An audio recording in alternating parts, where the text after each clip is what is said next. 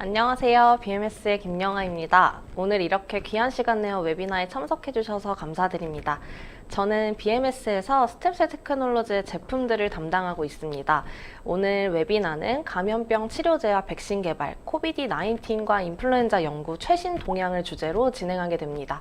안나래 박사의 이론 설명 이후에 제가 간략하게 관련 제품들을 설명하고 마칠 예정입니다.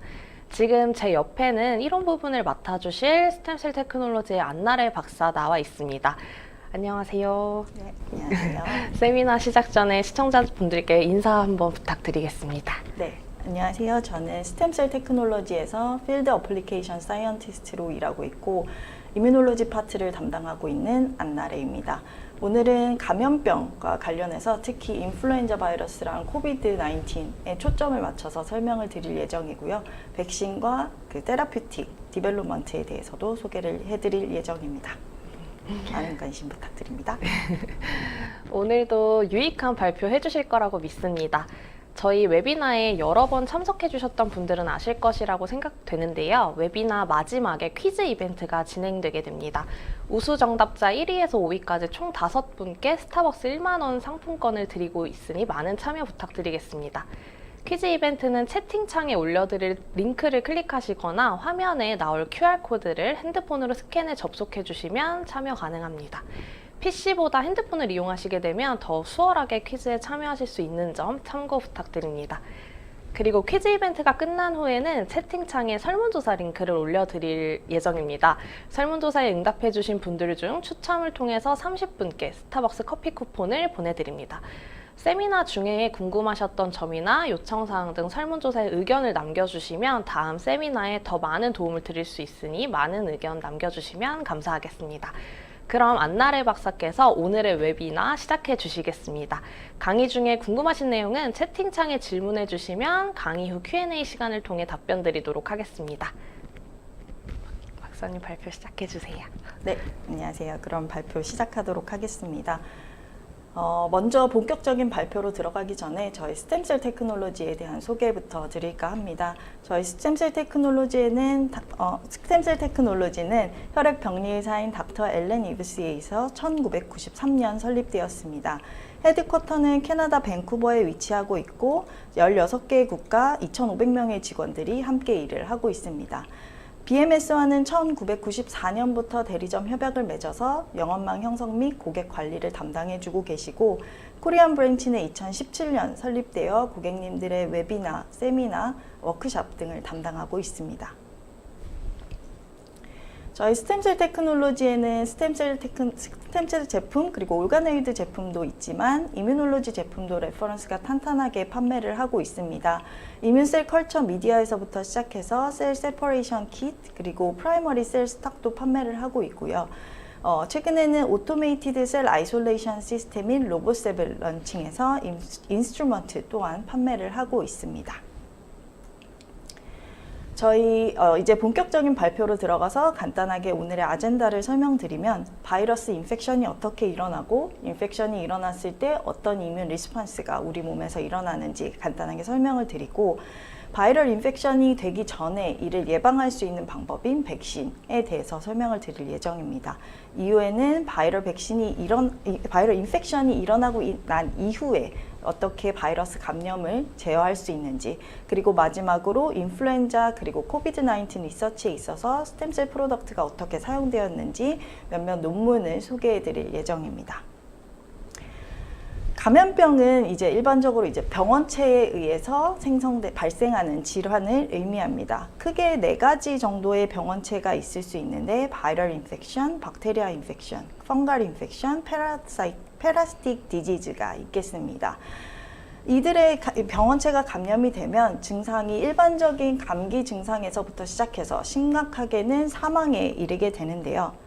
역사적으로 다양한 병원체에 의해서 많은 다량의 사망이 발생을 했습니다.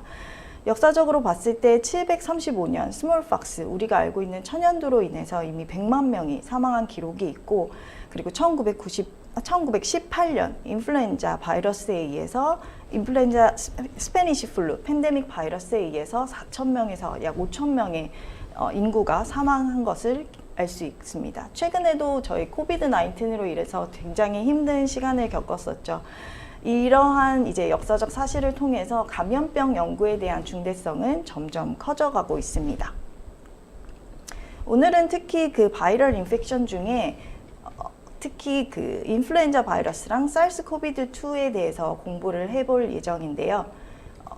인플루엔자 바이러스랑 코비드 바이러스에 대한 소개부터 간단히 드리겠습니다. 인플루엔자 바이러스는 세그먼티드 지노미로 이루어져 있고 네거티브 스트랜드 RNA 바이러스입니다. 특히 A, B, C, D 네 가지 타입이 있다고 알려져 있고 A, B, C 타입이 휴먼에게 감염될 수 있는 바이러스입니다. 그 중에서도 A, B가 메이저한 타입으로 알려져 있죠. 인플루엔자 바이러스의 서페이스에는 헤마글루틴이라는 HA 단백질과 뉴라미데이즈라는 NA 단백질이 발현을 하고 있는데 이 두 가지의 시퀀스에 따라서 다양한 서브타입으로 분류되고 있습니다. 코비드 바이러스로 넘어가면 서페이스에 스파이크 프로테인이 존재하고 있고 넌 세그먼티드 그리고 라지 포지티브 스트랜드 RNA 바이러스로 알려지고 있습니다. 2019년 우리 팬데믹이 시작되었던 우한 바이러스 스트레인을 기점으로 다양한 베리언트들이 생겨나고 있다고 보고되고 있습니다. 인플루엔자 바이러스는 모두 호흡기로 감염되는 질병입니다.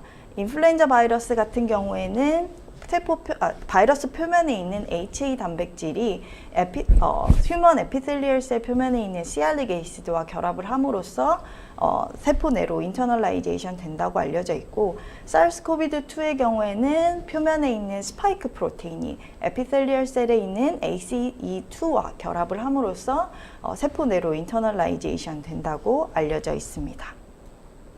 그렇다면 이 바이러스들이 체내로 들어왔을 때 우리 몸에서 어떤 이뮨 반응들이 일어나는지를 살펴볼 텐데요. 감염 초기에는 이네이트 이뮤니티가 활성화되고 그 이후에는 어댑티브 이뮤니티가 활성화됩니다. 각각을 나누어서 하나씩 살펴보면 이네이트 이뮤니티에는 인터페론, 내추럴 킬러 셀, 안티젠 프리젠팅 셀이 중요한 역할을 하게 되는데요. 하나씩 살펴보도록 하겠습니다. 바이러스 감염이 이루어지면 우리 에피셀리얼 셀에서는 타입 1 인터페론을 시크리션 하게 됩니다. 이 타입 1 인터페론이 네이버링 셀에 인지가 되면 인터페론 스티뮬레이티드 진이라는 ISG들을 발현을 높이게 되고 이 ISG를 통해서 바이럴 인펙션을 저해하게 됩니다. 이 인터페론 중에 ISG 중에 하나가 메이저 히스토 컴패러빌리티 컴플렉스라고 알려진 MHC가 되겠는데요. 이 MHC의 발현이 높아지면서 안티젠 프리젠팅을 T셀에게 더 많이 하게 되면 T셀 액티베이션 또한 유도할 수 있게 됩니다. 뿐만 아니라 이 타입 1 인터페론은 모노사이트 액티베이션 또한 유도를 하게 되고 모노사이트를 통해서 인펙티드 된 셀의 에이포토시스를 유도하게 됩니다. 뿐만 아니라 타입 1 인터페론은 내추럴 킬러 셀, NK 셀의 리크루트먼트 또한 유도를 하게 되는데요. 내추럴 킬러 셀에서 시크리션되는 사이토톡식 모레큘인 그랜자임과 펄포린에 의해서 인펙티드 된 셀이 에이포토시스 되게 됩니다. 마지막으로 이제 안티젠 프리젠팅 셀인데요. 이렇게 인펙티드 된 셀이나 또는 바이러스 자체를 덴드리틱 셀 또는 마크로페이지와 같은 항원 제시 세포들이 인걸프 함으로써 안티젠 프로세싱을 통해서 T셀에 이들을 신호를 전달하게 되고 T셀 액티베이션을 유도하게 됩니다. 그리고 이제 이런 이네이트 이뮤니티 활성 이후에 어댑티브 이뮤니티가 활성화되는데 앞서 말씀드린 것과 연결이 되도록 이제 덴드리틱 셀에서 제시된 항원을 T셀이 인지를 하게 되면 T셀 액티베이션이 이루어지게 됩니다. T셀 액티베이션은 특히 CD8 포지티브 T셀의 경우 사이토톡식 모레큘인 그랜자임과 펄포린의 생산을 유도함으로써 인펙티드 된 셀의 킬링을 유도하게 됩니다. 뿐만 아니라 B셀의 액티베이션도 이루어지는데요. B셀이 액티베이션 되면 두 가지 타입으로 디퍼런시에이션이 됩니다. 안티바디를 본격적으로 많이 시크리션 하게 되는 플라즈마 셀과 메모리 셀 타입으로 디퍼런시에이션 돼서 그 안티바디를 통한 이뮨 리스폰스가 활성화되게 됩니다. 그 어댑티브 이뮤니티에서 중요한 이론 중에 하나가 이제 메모리를 가진다는 점인데요. 이 T셀과 B셀은 각각 메모리 T셀과 메모리 B셀로 디퍼런시에이션이 이루어집니다. 이 메모리에 대해서 살펴보면 첫 번째 인펙션이 일어났을 때는 그 이뮨 리스폰스 스트렝스가 낮게 일어나지만 두 번째 인펙션이 동일한 안티젠이 인식되었을 때는 그 이뮨 리스폰스가 더 훨씬 높게 나타난다는 점인데요. 이러한 이론을 바탕으로 생겨난 것이 이 백신이 되겠습니다. 백신이 첫 번째 인펙션이 되겠고 이후에 실제로 인펙션이 일어났을 때 그것이 이제 세컨 인펙션이 되면서 몸에서 향상된 이뮨 리스폰스를 유도하는 것을 의미합니다. 어댑티브 이뮨에서 또 세 번째로 중요한 것이 이 안티바디가 되겠는데요. 안티바디는 세 가지 역할을 하겠습니다. 첫 번째는 Complementary Dependent Cytotoxicity라고 해서 항원이 안티바디에 의해서 인지가 되면 이 FC 리즌에 컴플리멘트라는 보체들이 결합을 하게 됩니다. 이 보체들은 인펙티드 된 셀의 포어를 형성하게 되고 결론적으로 인펙티드 셀의 라이시스를 유도하게 됩니다. 두 번째는 안티젠 디펜던트 셀룰러 사이토톡시시티라고 해서 NK셀 메디에이티드 킬링 메커니즘이 되겠는데요. 마찬가지로 안티바디의 FC 리즌에 NK셀에 발현되고 있는 FC 감마 리셉터 3가 바인딩을 함으로써 NK셀의 액티베이션이 유도되고 그랜자인과 펄포린에 의해서 인펙티드 된 셀의 킬링이 유도되겠습니다. 세 번째는 안티바디 디펜던트 파고사이토시스인데요. 마찬가지로 안티바디의 FC 리즌에 마크로페이지에 발현되고 있는 FC 리셉터가 결합을 하게 되면 마크로파지의 파고사이토시스 패스웨이가 액티베이션이 됩니다. 결과적으로 파고좀 어시디피케이션에 의해서 마크로페이지가 인펙티드 된 셀을 인터널라이제이션 하고 데그라데이션 되게 합니다. 그렇다면 이제 우리 몸에 인펙션이 일어났을 때 이들을 막을 수 있는 방법은 어떤 것들이 있을지를 보면 크게 두 가지로 나뉘어져 있는데요. 바이럴 인펙션이 일어나기 이전에 이를 예방할 수 있는 것이 이 백신이 되겠고, 바이러스 인펙션이 일어난 이후에 우리가 바이러스 감염을 최대한 막을 수 있는 방법이 이 안티바이럴 제품이 되겠습니다. 먼저 백신에 대해서 살펴볼 텐데요. 앞서 슬라이드에서도 말씀드렸다시피 이 백신의 기본 원리는 액티브한 인펙션 없이 이뮤놀로지컬 메모리를 형성한다는 것입니다. 백신의 히스토리부터 간단히 설명을 드리면 1796년으로 거슬러 올라가게 되는데요. 런던에 있던 세인트 조지 하스피럴의 닥터 에드워드 제너가 처음 이 백신에 대한 개념을 정립했습니다. 이때 당시 스몰박스라고 불리는 천연두로 인해 사망자가 굉장히 많이 나오면서 천연두를 예방할 수 있는 방법에 대한 연구가 되게 핫해지고 있었는데요. 이 에드워드 제너가 발견한 것은 소젖을 짜는 그 여인들에게서는 천연두 발병이 나타나지 않는 것을 확인을 했습니다. 그래서 원인을 조사해 봤더니 이 여인들은 이미 카우팍스라는 우두에 감염된 적이 있었고 천연두에 감염되더라도 크게 사망에 이르기까지는 하지 않는 것을 확인을 했습니다. 그래서 이제 가설을 세운 것은 카우팍스에 감염이 되면 스몰박스에 감염이 되지 않을 것이다 라고 생각을 하고 실제 실험을 진행을 했는데요. 카우팍스에 감염이 된 여인에게서부터 샘플을 채취를 해서 8살짜리 남자아이한테 이것을 주입을 합니다. 그리고 2달 뒤에 스몰박스로 감염을 시켜봤더니 감염이 일어나지 않는 것을 확인을 했습니다. 그래서 이것을 백시네이션이라고 정의를 했고, 이 백신이라는 단어가 라틴어의 베카, 그 소를 의미하는 베카에서 왔다고 알려지고 있습니다. 이후 이제 1885년으로 넘어가면 이제 루이스 파스테르가 콜레라를 연구하고 있었죠. 이때 당시에는 어떠한 병원체가 인체에 질병을 일으킬 수 있는가에 대해 되게 연구가 많이 진행이 되고 있었는데 루이스 파스테르 같은 경우에는 콜레라를 닭에게 감염시키는 실험을 진행을 하고 있었습니다. 고의였는지 실수였는지는 모르겠지만 이 배양이 오래된 그 콜레라균을 닭에게 주입을 해봤더니 실제 감염이 이루어지지 않는 것을 확인을 했고, 이 동일한 닭에게 생생한 콜레라균을 주입했음에도 불구하고 여전히 닭이 죽지 않는 것을 확인을 했습니다. 이 실험을 통해서 파스테르는 방치되어 독성이 약해진 균을 사용을 하면 이제 실제 감염이 이루어졌을 때도 인펙션이 잘 이루어지지 않는 것을 확인을 했고, 병원체를 분리배양해 인공적으로 백신을 만드는 데 성공을 합니다. 이후에 이제 1918년 스페니쉬 플루로 인해서 또 다량의 사망자가 발생을 했죠. 이것 때문에 이제 1945년 처음으로 인플루엔자 백신이 개발이 되었고, 미군을 대상으로 승인이 되었다가 1946년부터 대중화된 사용이 시작되었습니다.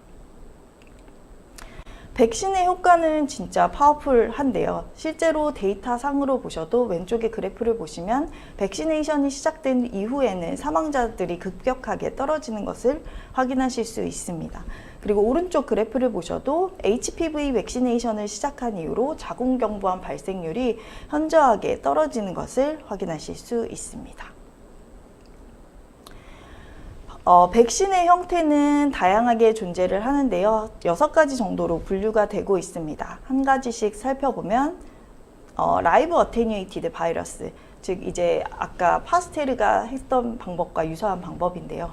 살아있으나 독성이 약해진 바이러스, 즉 이제 호스트 셀의 감염 인터널라이제이션 될 수 있으나 액티브하게 인펙션이 이루어지지 않는 바이러스를 의미하고, 이러한 백신을 사용하면 스트롱한 이뮨 리스폰스를 일으킬 수 있다는 장점을 가지게 됩니다.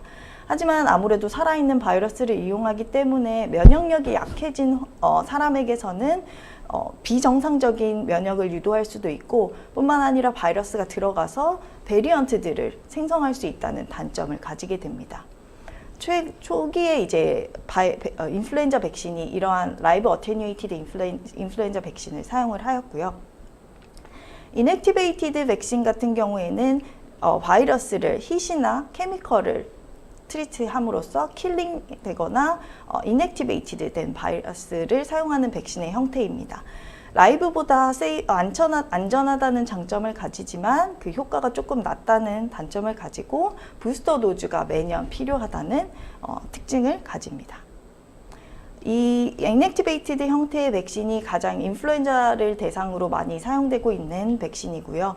코로나를 대상으로 해서도 현재 코로나백이나 코로나 백신 같은 그런 인액티베이티드 형태의 백신들이 연구가 되고 있습니다. 이 2가지 형태가 가장 트래디셔널 메소드가 되겠고요. 세 번째로는 이제 바이럴 라이크 파리클이라고 해서 바이러스의 캐리어 안에 우리가 타겟하고자 하는 바이러스의 안티젠이 들어간 형태의 백신이 되겠습니다. 이 백신은 어주번트 없이도 캐리어 자체가 바이러스 호스트 셀 내로 들어갈 수 있는 어빌리티를 가지고 있기 때문에 다른 어주번트 없이 강한 어댑티브 이뮤니티를 생성할 수 있는 장점이 있지만, 하이 도즈를 트리트해야 되고, 이 캐리어에 대해서 이뮨 리스폰스가 이미 있는 사람은 그 효과가 약할 수 있다는 단점을 가지게 됩니다. 이 바이러스 캐리어로 사용하는 바이러스들은 주로 이제 인체에 크게 해를 주지 않는 레트로바이러스나 아데노바이러스 같은 것들이 사용된다고 알려져 있습니다. 그 다음은 이제 바이러스를 사용하지 않는 그 리컴비넌트 프로테인 또는 펩타이드 형태의 백신이 되겠는데요. 안티제닉 프로테인이나 펩타이드를 사용하는 형식입니다. 넌 인펙셔스 하지만 멀티플 도즈가 필요로 하고, 이 바이러스 캐리어를 가지고 있지 않기 때문에 어즈번트가 필요로 하다는 특징을 가집니다. 펩타이드 타입의 에피백 코로나가 코로나 바이러스를 대상으로 하는 백신으로 연구가 진행되고 있습니다. 그리고 마지막 2가지가 DNA 백신 그리고 RNA 백신이 되겠는데요. DNA 백신의 경우에는 DNA 플라스미드 형태로 셀룰라 휴머럴 이뮤니티를 동시에 올릴 수 있다는 장점을 가지게 됩니다.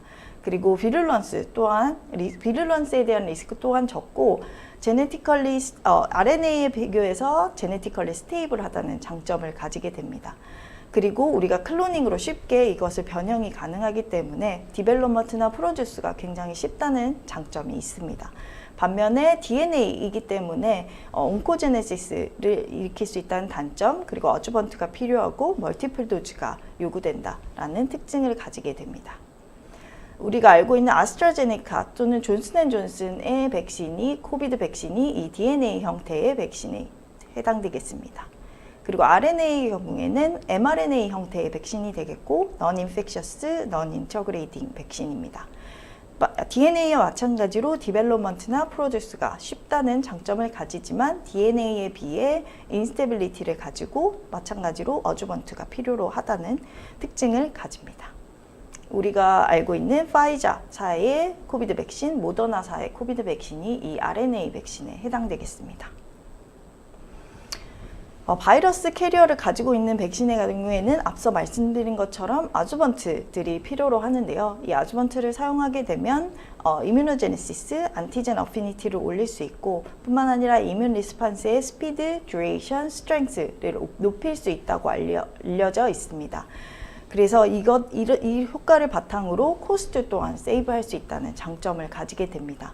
어주번트로 제일 먼저 사용됐던 것이 이 알룸이 되겠는데요. 이 알룸은 인젝션 사이트의 셀 데스를 유도를 함으로써 그 Danger Associated Molecular Pattern인 댐프의 릴리즈를 유도를 하게 되고 이를 통해서 덴드리틱 셀이나 뉴트로필의 리크루트먼트, 액티베이션을 유도하게 됩니다. 이후에 사용된 것이 이제 비로좀이라고 해서 바이럴 프로테인을 가지고 있는 그 리포좀 이렇게 합쳐서 비로좀이라고 이름을 붙였고 이 비로좀 서페이스의 팸프, 패턴 어소시에이티드 모레큘러 패턴들이 안티젠 프레지팅 셀을 액티베이션 할 뿐만 아니라 안티젠의 딜리버리 또한 높인다고 알려져 있습니다. 그리고 코비드 백신 같은 경우에도 바이럴 벡터를 아주번트로 사용을 했죠. 그래서 아데노바이러스 캐링 mRNA를 사용함으로써 딜리버리를 높일 뿐만 아니라 이네이트 이뮨을 높일 수 있도록 디자인이 되었습니다. 그렇다면 이제 이것들을 제외한 다른 고려 사항들은 어떤 것이 있는지를 살펴볼 텐데요. 맨 처음은 이제 프리저베이티브입니다. 그 백신의 이제 백신 자체의 박테리아나 펑갈 컨테미네이션을 막기 위해 사용하는 것이 되겠고 주로 에틸머큐리가 사용되겠습니다. 메틸머큐리의 경우에는 체내 독성이 보고된 바가 있지만 에틸머큐리 경우에는 체내에서 분해되는 성분이기 때문에 안심하고 사용할 수 있는 성분이고 우리가 피쉬를 섭취했을 때보다 적은 양이 백신에 포함되어 있다고 알려져 있습니다. 두 번째는 스테빌라이저가 되겠는데요. 스테빌라이저에서는 매뉴팩처링 동안에 이 백신들이 스테이블하게 유지할 수 있도록 도와주는 물질이 되겠습니다. 주로 슈가나 젤라틴이 사용된다고 알려져 있습니다. 그리고 매뉴팩처링 동안 또 남아있을 수 있는 레지듀얼 인그리디언트들은 첫 번째로 에그 프로테인이 되겠는데요. 인플루엔자나 옐로우 피버 바이러스를 생산할 때 주로 치킨 에그를 사용하기 때문에 에그 알러지를 유발할 수 있다는 특징이 있습니다. 그래서 우리가 인플루엔자 백신을 맞으러 가면 이제 계란 알러지가 있는지 물어보는 이유가 여기에 해당이 되겠습니다. 그리고 포르말데하이드도 포함이 되는데요. 포르말데하이드의 경우에는 우리가 내추럴리 섭취할 수 있는 양의 10분의 1 정도가 포함이 된다고 알려져 있고 안티바이오틱스 또한 그 박테리아 컨테미네이션을 막기 위해서 들어가는 물질로 커먼 알러지를 일으키지 않는 안티바이오틱스가 포함이 된다고 알려져 있습니다. 그렇다면 이렇게 개발된 백신이 어떻게 상용화되는가 그 프로세스들을 조금 설명을 드릴까 하는데요. 트래디셔널 메소드 같은 경우에는 인비트로에서 인비보 리서치가 끝나고 나면 동물 모델에서 톡시시티를 측정을 하게 됩니다. 이 단계까지가 2년에서 4년 정도가 소요가 되고 이후에 IND 서브미션이라고 해서 Investigational New Drug 서브미션이 되면 클리니컬 트라이얼이 페이지 1, 2, 3로 나눠서 진행이 됩니다. 이 과정 자체가 5년에서 7년 정도가 걸리고요. 그러면 이제 바이올로직 라이센스 어플리케이션이라고 해서 BLA 서브미션이 되면 FDA, EMA로부터 레귤레이토리 리뷰가 들어가게 됩니다. 이 단계가 1년에서 2년 정도가 소요된다고 알려져 있습니다. 마지막으로 이 모든 과정이 끝나게 되면 라지 스케일 프로덕션 그리고 디스트리뷰션이 이루어지게 되겠습니다. 하지만 이제 사르스 코비드2 같은 경우에는 굉장히 특이한 경우였죠. 이러한 백신 기술을 갖고 있는 매뉴팩처링 기술을 갖고 있는 회사들은 모두 다 이 백신을 디벨롭먼트 하기 위해 뛰어들었는데요. 그 이유는 굉장히 빠른 프로세스가 진행될 수 있었기 때문입니다. 그래서 인비트로 인비보 리서치나 톡시시티 리서치도 기존의 이 메르스나 사르스코비드로부터 나온 데이터를 기반으로 사용이 되었고 IND 서브미션이 바로 이루어졌으며 클리니컬 트라이얼도 1, 2, 3가 오버래핑된 형태로 몇 달 만에 진행이 되었습니다. 그리고 페이지 3가 진행되고 있는 동안 라지 스케일 프로덕션이 이루어졌고 BLA 서브미션이 돼서 FDA 승인까지 몇 달, 한두 달 정도 걸린 것으로 보고되고 있습니다. 그래서 기록적으로 백신 생산이 완료가 되었죠. 그리고 백신 연구 관련해서 주목을 받고 있는 분야 중에 하나가 또 유니버셜 인플루엔자 백신입니다. 인플루엔자 바이러스나 코비드 바이러스 둘 다 이제 RNA 바이러스 형태이기 때문에 쉽게 뮤테이션 된다는 특징을 가집니다. 그래서 매년 이제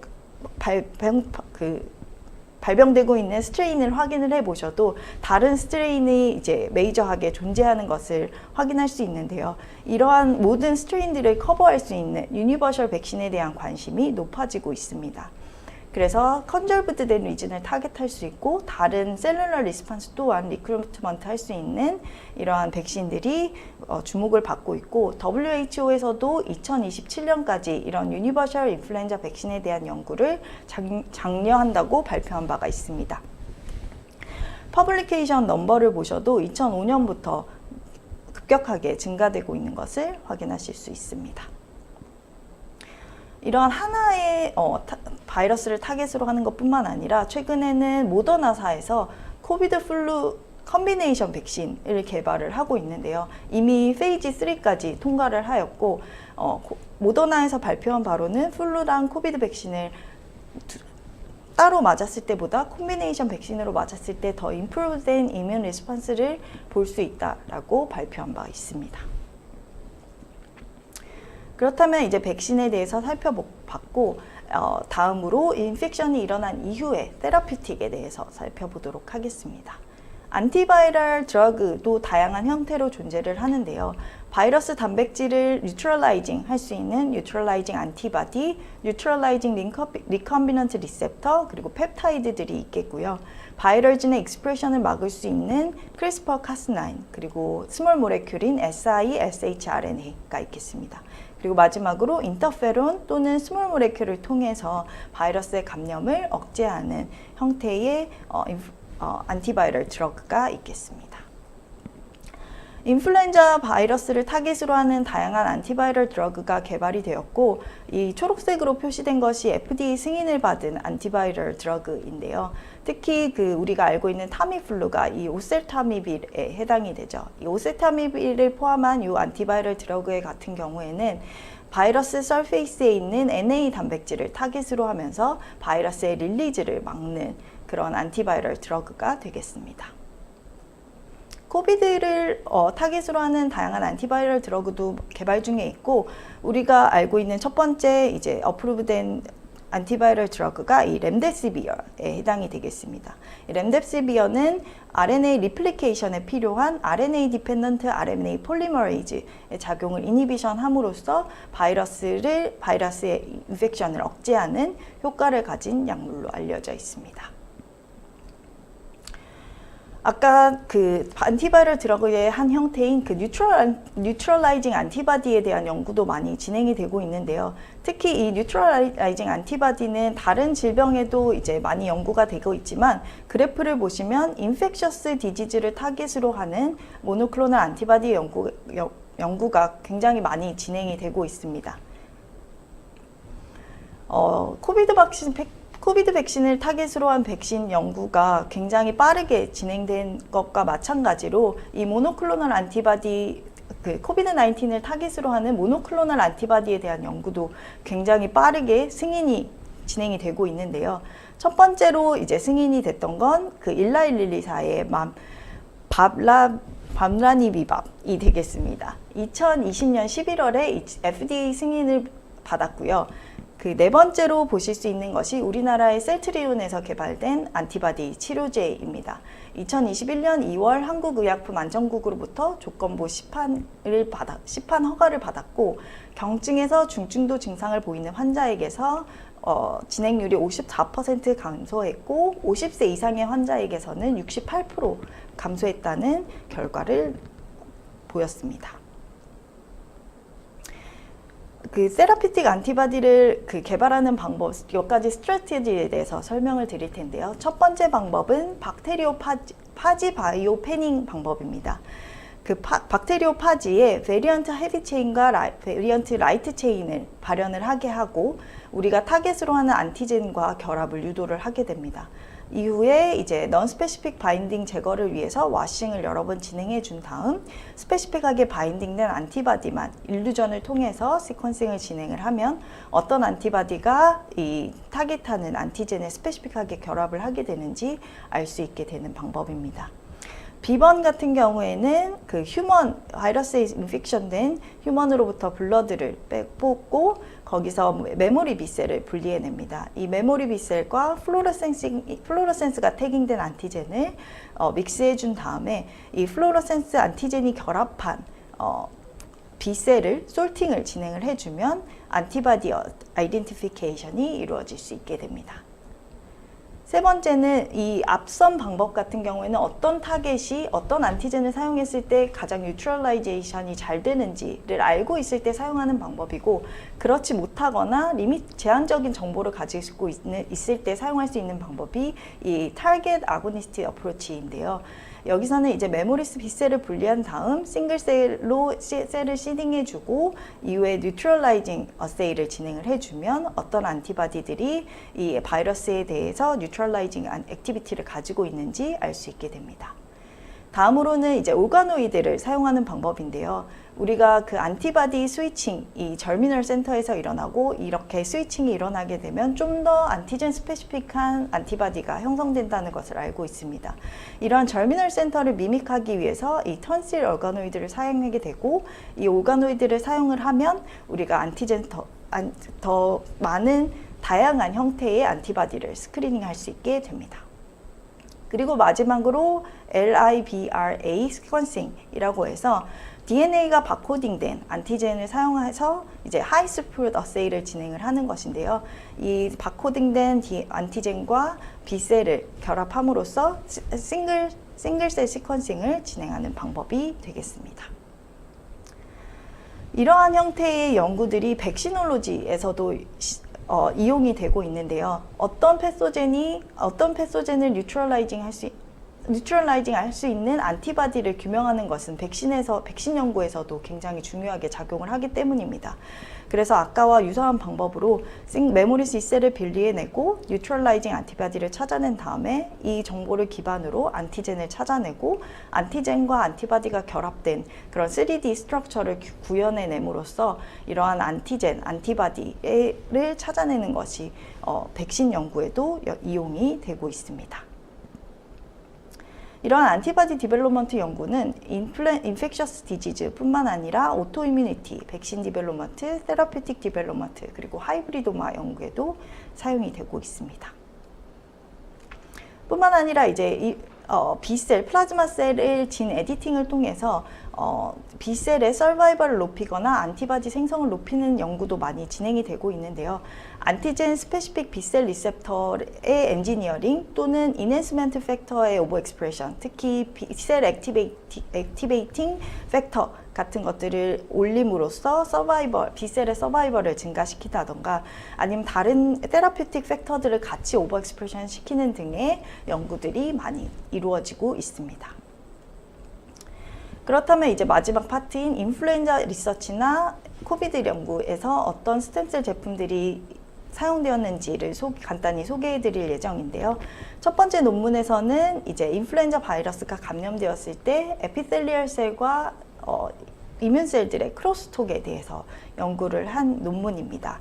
여기서는 이제 PBMC와 맨 처음에 에피셀리얼 셀의 코컬처를 통해서 어떤 세포들이 인플라메이션에 관여를 하는지를 찾아내었고 특히 모노사이트와 NK셀이 중요한 역할을 했다라고 확인을 하였습니다. 그래서 저희 NK셀 아이솔레이션 제품으로 NK셀 아이솔레이션을 진행을 한 다음에 인플루엔자 바이러스에 감염되었을 때 CD38의 익스프레션을 측정을 해보면 NK셀에서 특히 그 CD38의 익스프레션이 증가되어 있음을 확인하였습니다.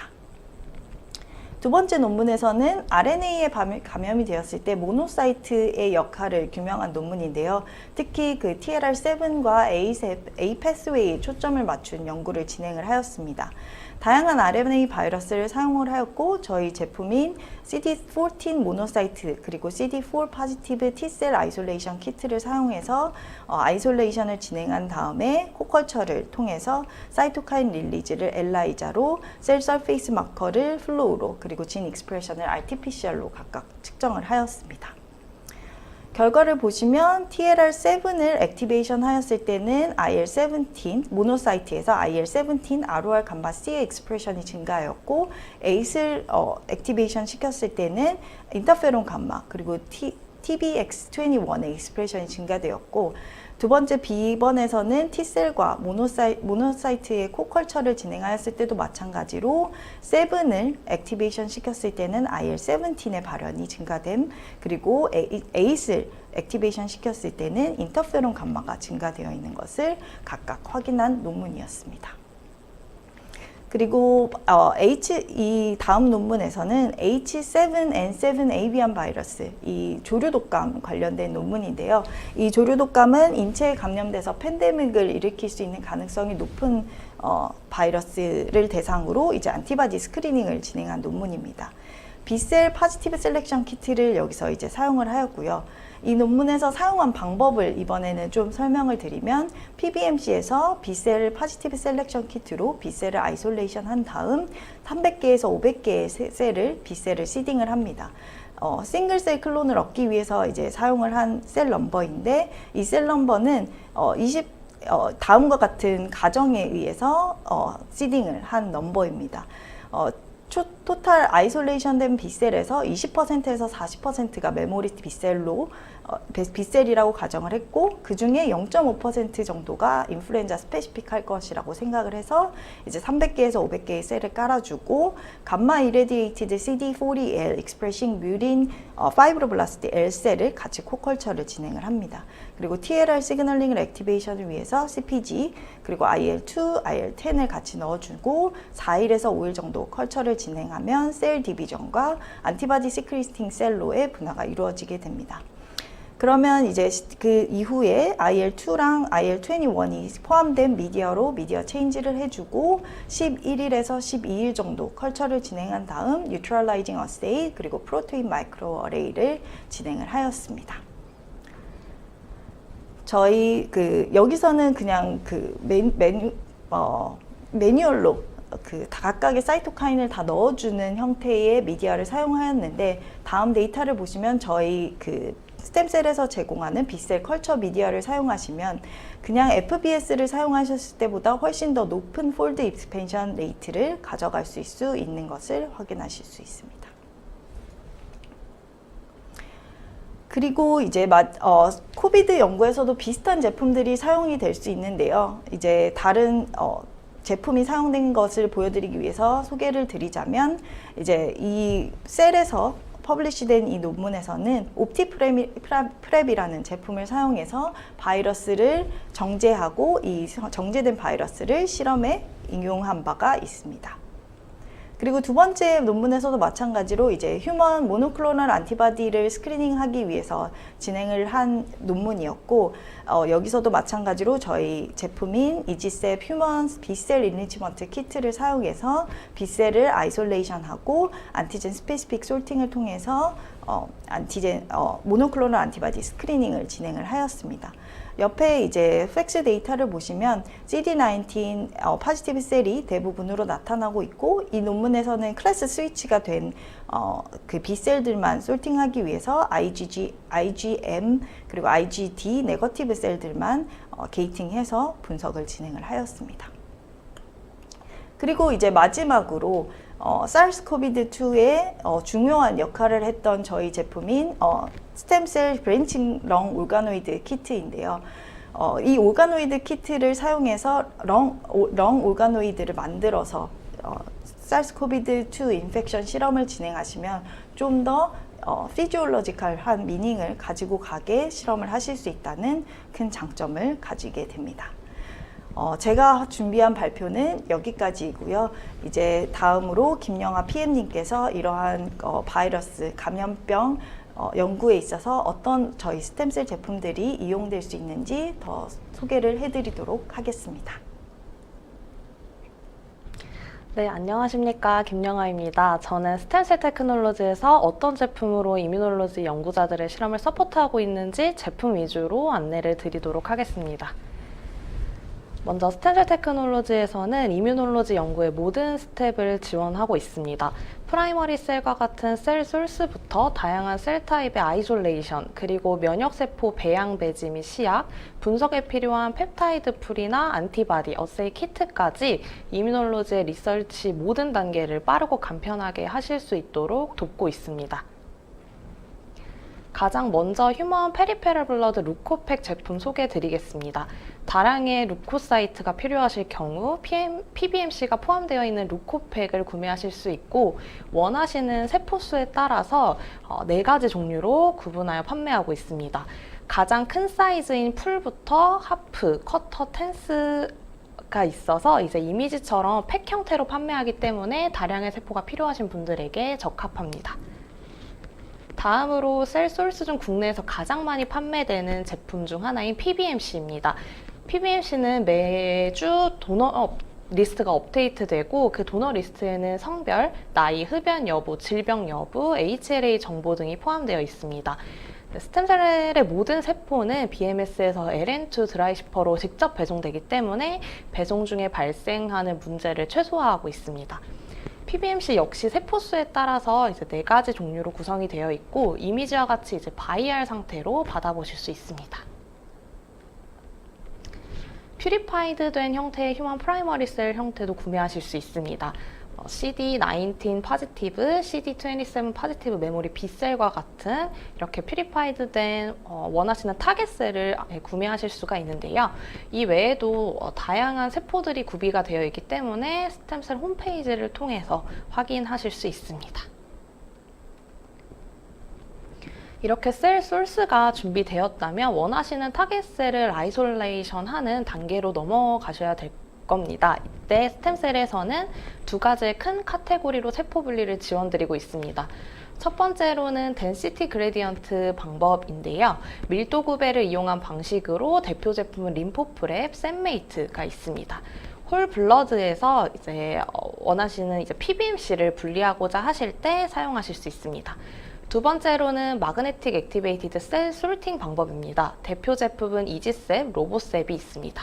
홀 블러드에서 원하시는 타겟셀을 분리하실 때 사용하실 수 있고, PBMC로부터 원하는 타겟셀을 분리하실 때 사용하실 수 있습니다.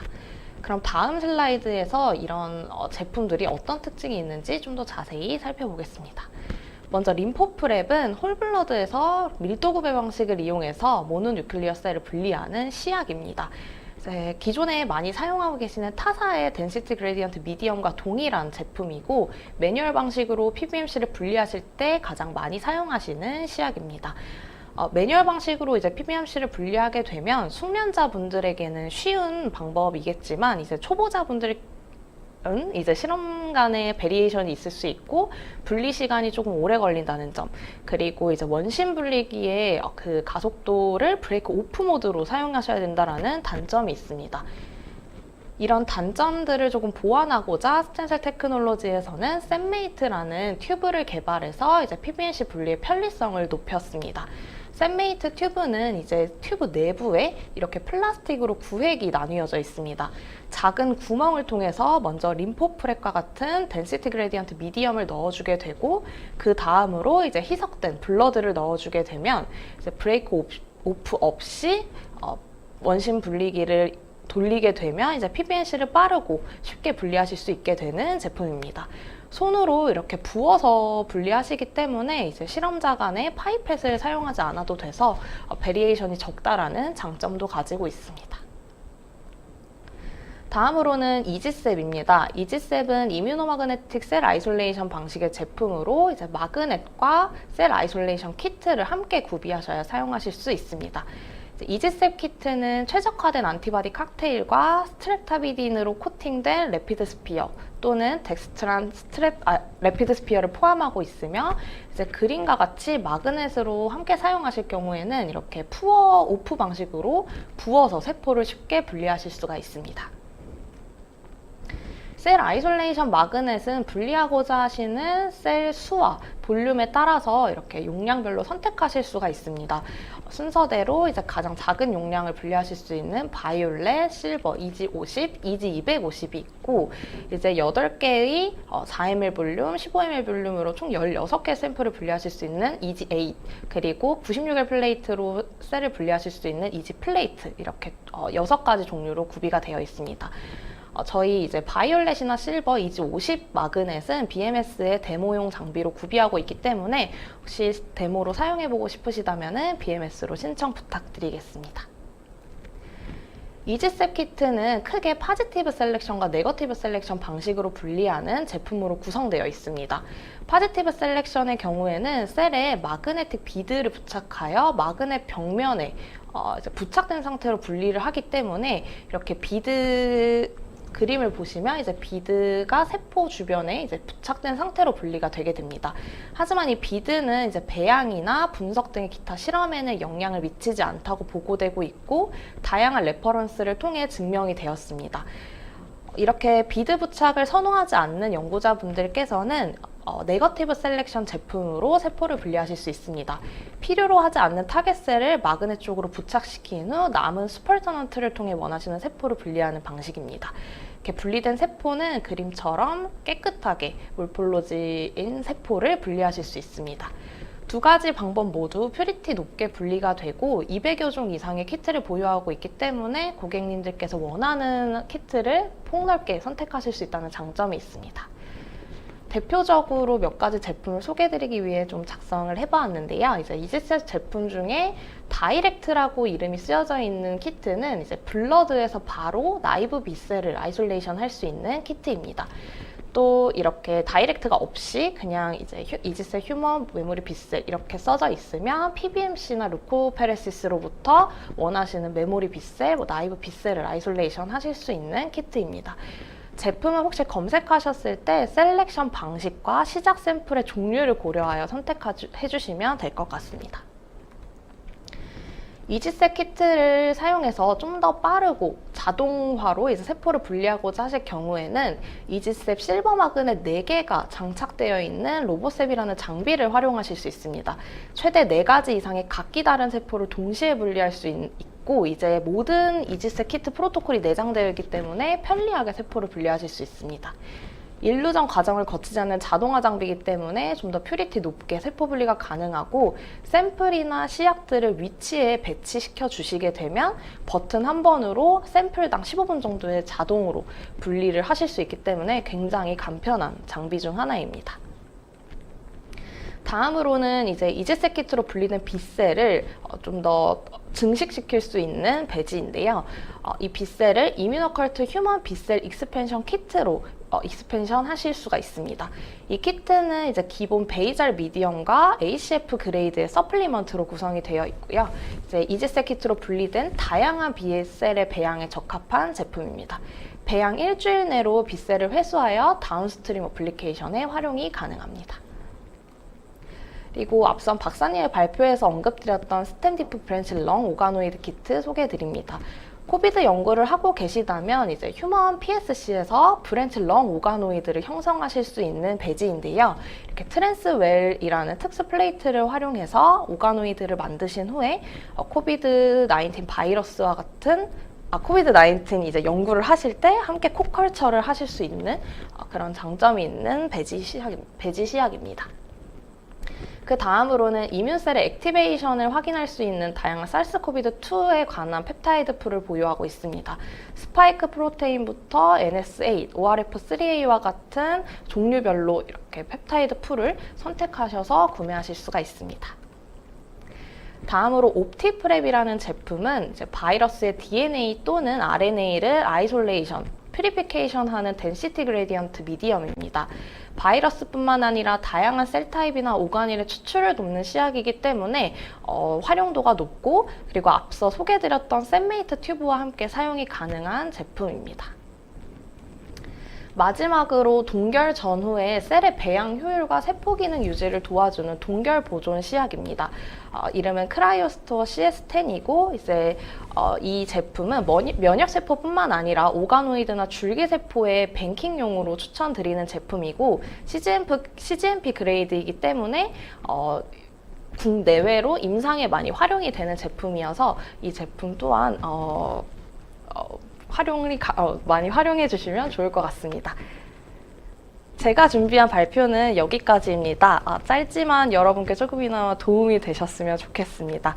이제